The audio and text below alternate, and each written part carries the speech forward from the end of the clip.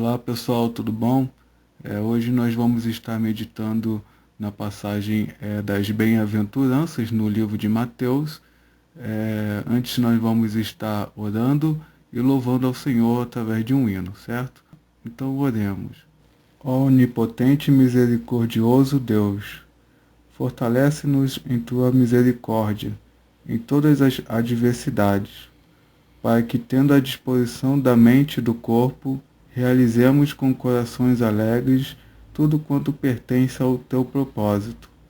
Por nosso Senhor Jesus Cristo, que vive e reina contigo e com o Espírito Santo, um só Deus, agora e sempre. Amém. Nesse momento vamos estar louvando ao Senhor através do hino do Inário Novo Cântico, de número 135. O nome do hino se chama Mar de Cristo.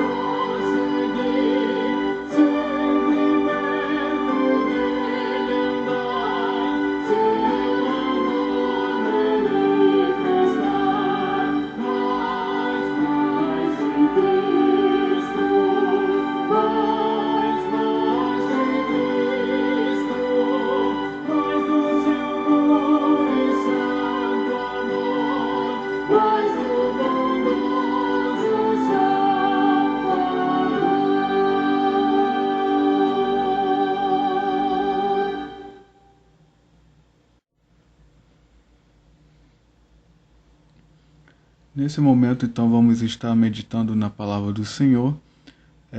O texto que nós vamos estar lendo fica no livro de Mateus, no capítulo 5, do versículo 1 ao 12. Okay? Vamos ler então a passagem. Ao ver as multidões, Jesus subiu ao monte. Ele se assentou e os seus discípulos se aproximaram dele. Então ele passou a ensiná-los. Jesus disse: Bem-aventurados os pobres em espírito, porque deles é o reino dos céus. Bem-aventurados os que choram, porque serão consolados. Bem-aventurados os mansos, porque herdarão a terra. Bem-aventurados os que têm fome e sede de justiça, porque serão saciados. Bem-aventurados os misericordiosos, porque alcançarão misericórdia. Bem-aventurados os limpos de coração, porque verão a Deus. Bem-aventurados os pacificadores, porque serão chamados filhos de Deus. Bem-aventurados os perseguidos por causa da justiça, porque deles é o reino dos céus. Bem-aventurados são vocês quando, por minha causa, os insultarem e os perseguirem, e mentindo, disserem todo mal contra vocês. Alegrem-se e exultem, porque é grande a sua recompensa nos céus, pois assim perseguiram os profetas que viveram antes de vocês. O autor do evangelho do texto bíblico que iremos abordar chama-se Mateus. Antes de Jesus o chamar para ser seu seguidor, nós podemos conferir esse momento na passagem de Mateus capítulo 9, do versículo 9 ao 13, ele trabalhava numa coletoria, né? Que seria, no caso, um lugar onde eram pagos os impostos. Dentre os objetivos do Evangelho de Mateus, podemos ressaltar o de testificar que Jesus era o Messias da promessa do Antigo Testamento e que a sua missão messiânica consistia em trazer o reino de Deus até a humanidade. A passagem de Mateus, que seria no caso no capítulo 5, do versículo 1 ao 12, no qual iremos nos aprofundar, faz parte de uma narrativa bíblica maior que ficou conhecida na tradição cristã como o Sermão do Monte. Ela é composta pelos capítulos 5, 6 e 7 de Mateus. Nessa ocasião, o Senhor Jesus foi até uma região montanhosa para transmitir ensinamentos aos seus discípulos e ouvintes.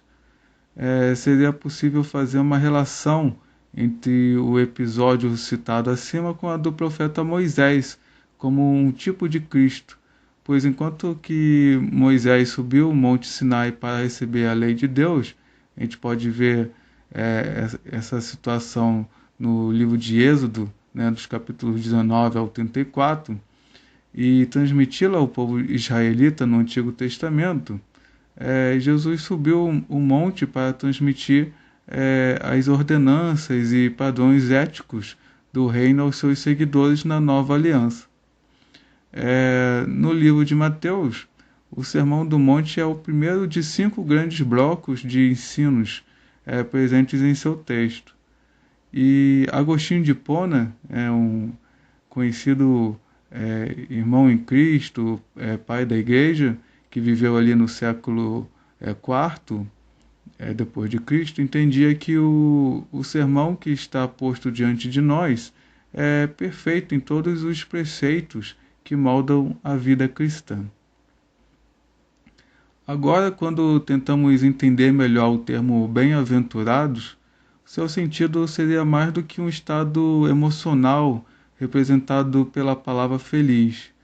Ele incluiria um bem-estar espiritual, fundamentada na aprovação de Deus e, dessa forma, antecipando um destino mais feliz, conforme podemos compreender também no capítulo 1 do livro de Salmos.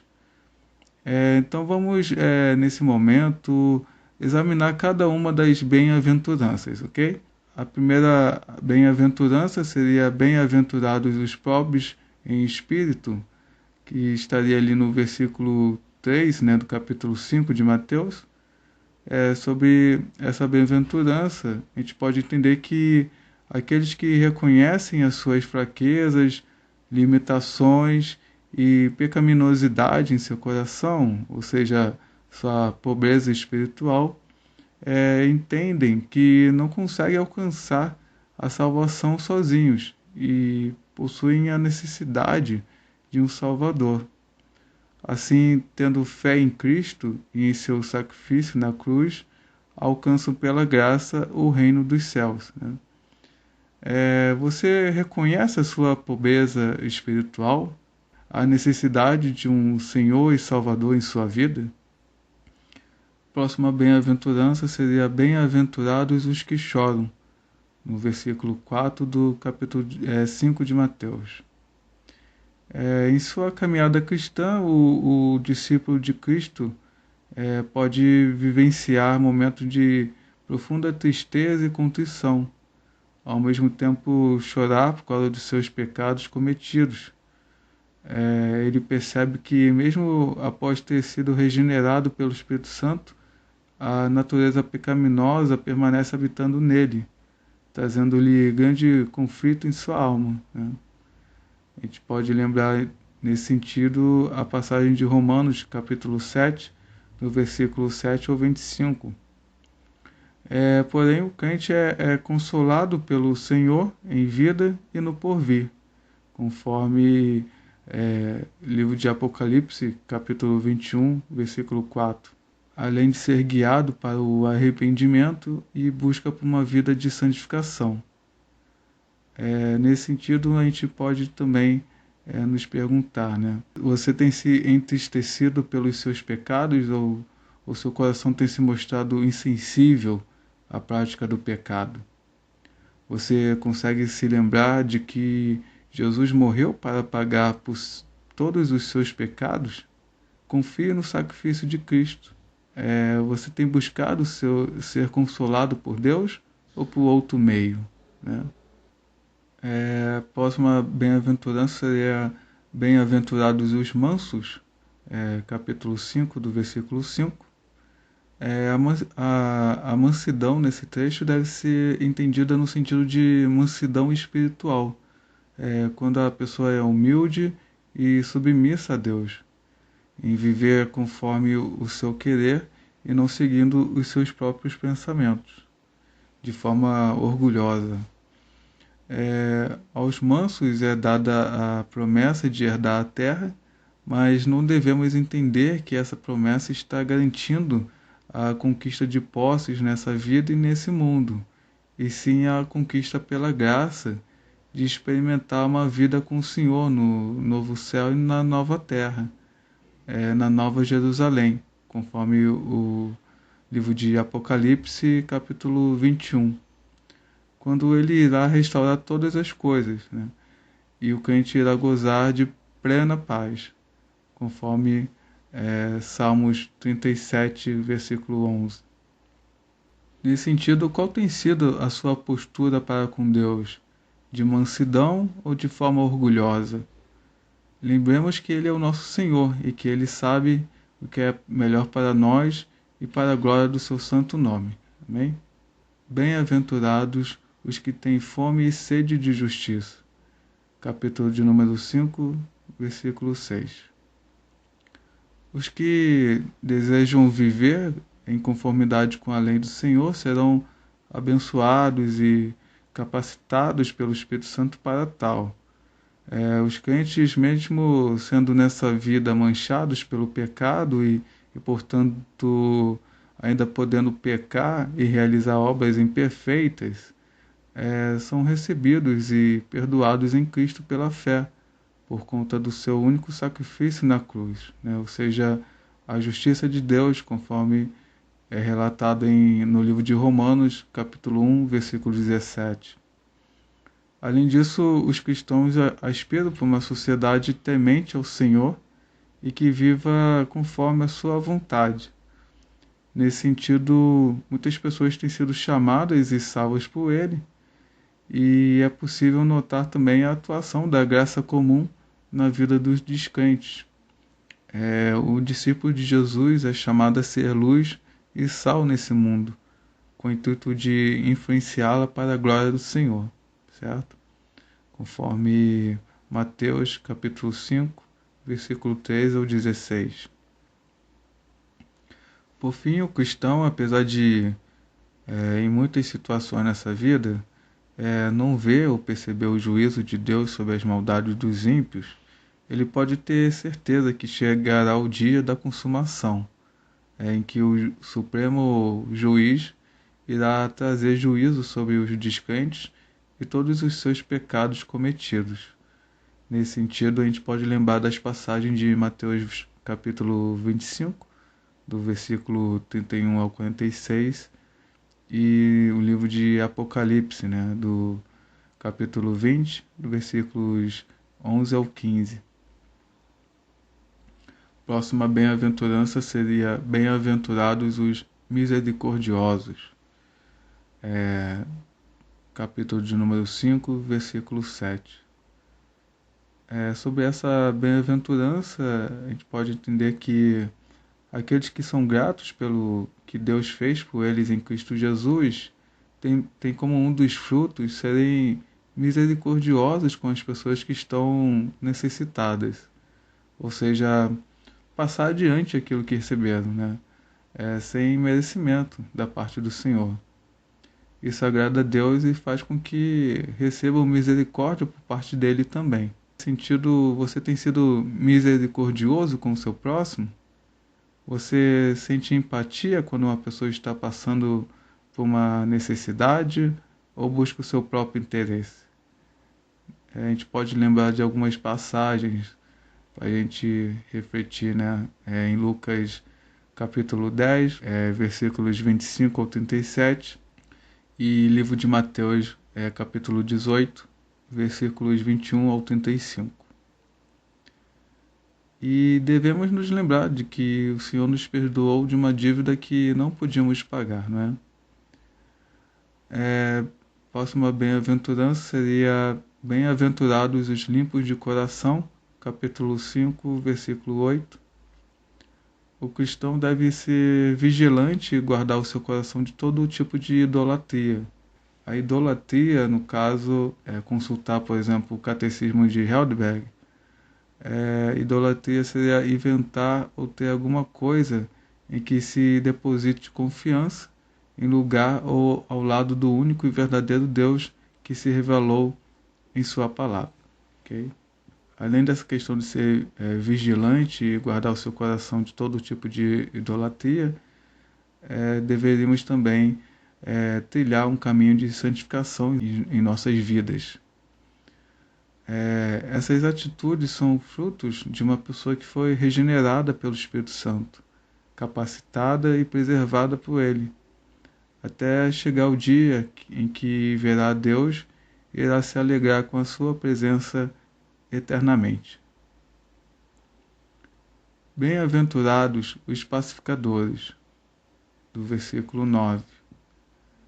Quando uma pessoa entrega sua vida ao Senhor, ele encontra a verdadeira paz, pois recebe o amor e perdão de Deus.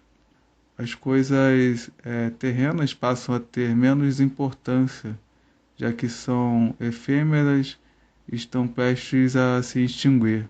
Coloque-se então maior valor às coisas espirituais, que são eternas para a glória de Deus. Dessa forma, o cristão deve viver em obediência aos mandamentos de seu mestre, perdoar, amar e orar pelos seus inimigos. A gente pode lembrar da passagem de Lucas, capítulo 6, do versículo 27 ao 36. O discípulo de Cristo terá atitudes cada vez menos reativas, algo que tem sido tão comum em nossos dias.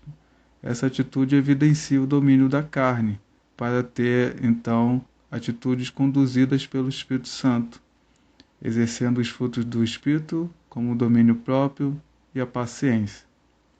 Agindo assim, o crente será um instrumento pacificador ao meio que vive e glorificará o seu Deus, sendo reconhecido por um imitador de Cristo e filho do Pai Celeste. Bem-aventurados os perseguidos, que estaria no caso no versículo 10. Diferente do que muitos acreditam em nossos dias, e até alguns falsos mestres ensinam, seguir o Senhor Jesus Cristo não é uma garantia de abundância financeira, saúde plena ou uma vida sem percalços.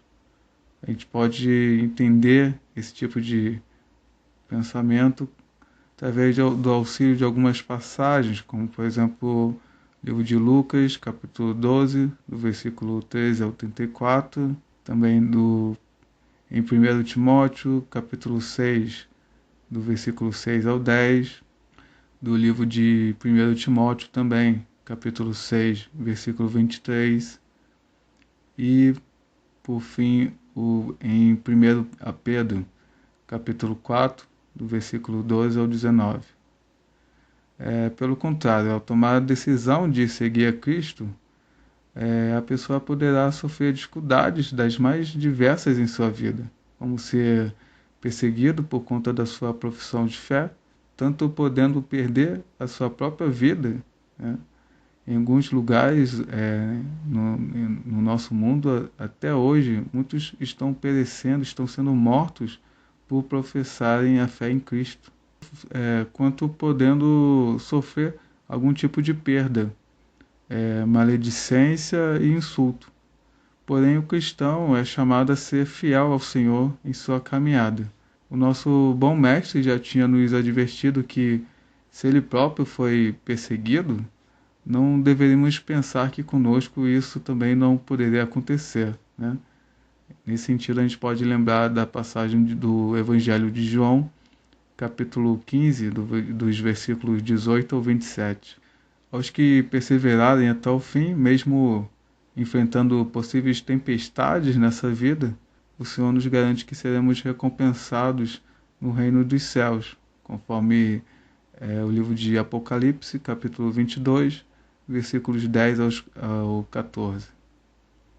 Portanto, tenhamos nossos olhos espirituais aguçados, e nos alegremos quando sofrermos e fomos perseguidos por causa do nome do Senhor. Vamos orar então, Senhor. Amém? Nosso bom Senhor e Salvador, muito obrigado por ter nos deixado ensinamentos e prescrições de como devemos viver nesse mundo. Que sejamos peregrinos nessa vida, tendo em mente o reino dos céus e também vivendo em santidade e piedade, Senhor, sendo sal e luz para as nações, para a glória do seu santo nome, Pai. Reconhecemos, porém, as nossas limitações e fraquezas para cumprir tal coisa com a força das nossas próprias mãos. Precisamos, Senhor, da capacitação do Santo Espírito. Capacita-nos, Senhor, e enche-nos com o seu amor. É o que pedimos, em nome do Senhor Jesus Cristo. Amém. Então essa seria a mensagem de hoje, pessoal. Que Deus nos abençoe, tudo de bom. Até a próxima. Tchau.